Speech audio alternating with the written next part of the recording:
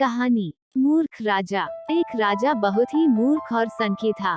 एक दिन राजा अपने मंत्री के साथ संध्या के समय नदी के किनारे टहल रहा था। तभी उसने मंत्री से पूछा, मंत्री बताओ यह नदी किस दिशा की ओर और कहाँ बहकर जाती है।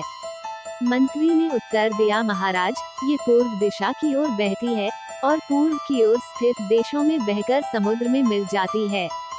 ये सुनकर राजा बोला, यह नदी हमारी है और इसका पानी भी हमारा है, क्या पूर्व में स्थित देश इस नदी के पानी का उपयोग करते हैं।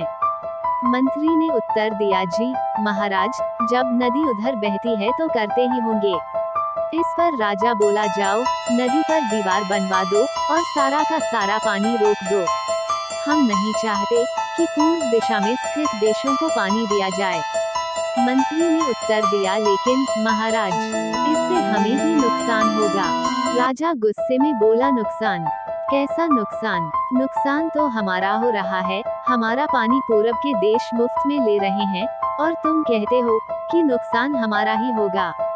मेरी आज्ञा का शीघ्र से शीघ्र पालन करो। मंत्री ने तुरंत कारीगरों को बुलाया और नदी पर दीवार बनाने का काम शुरू करवा दिया। कुछ ही दिनों में दीवार बनकर तैयार हो गई।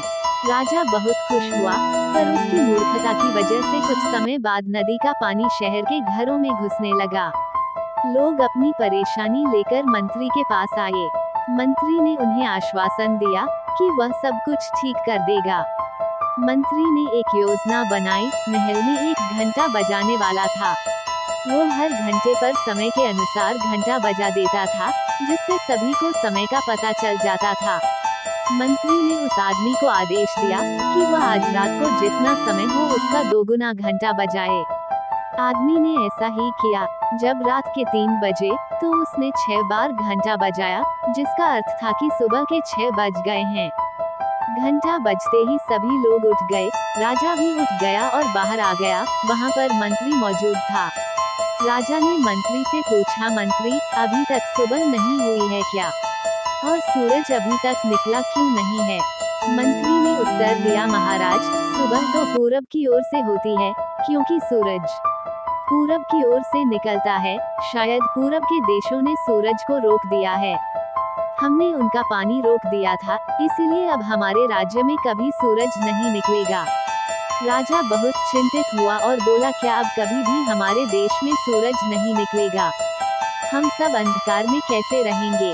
इसका उपाय बताओ मंत्री। महाराज यदि आप नदी का पानी छोड़ दें तो शायद वे भी सूरज छोड़ देंगे, मंत्री ने उत्तर दिया।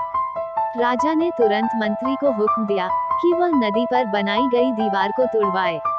मंत्री ने राजा की आज्ञा का पालन किया और कारीगरों को आदेश दिया कि दीवार को तोड़ दिया जाए। कारीगरों ने दीवार तोड़ दी और जैसे ही दीवार टूटी, सचमुच सूर्योदय का समय हो चुका था और दिव्यमान सूरज चारों तरफ अपनी लालिमा बिखेर रहा था। सूरज को उगता देख राजा बहुत खुश हुआ और मंत्री को इनाम दिया और कहा, तुम्हारी वजह से आज हम फिर सूरज को देख पाए हैं। अब हमारे राज्य में कभी अंधेरा नहीं रहेगा। मंत्री ने मासूम सा मुंह बनाकर जवाब दिया, महाराज ये तो मेरा फर्ज था। शिक्षा। एक चतुर व्यक्ति आने वाली कठिनाइयों को पहले से देख लेता है और उनका सामना करने की तैयारी कर लेता है। एक मूर्ख व्यक्ति आंखें बंद करके राह पर चलता रहता है और दुष्परिणामों को भोगता रहता है। मूर्ख और समझदार में यही फर्क है कि चतुर बेवकूफी भरे सवाल से भी कुछ ना कुछ सीख लेता है।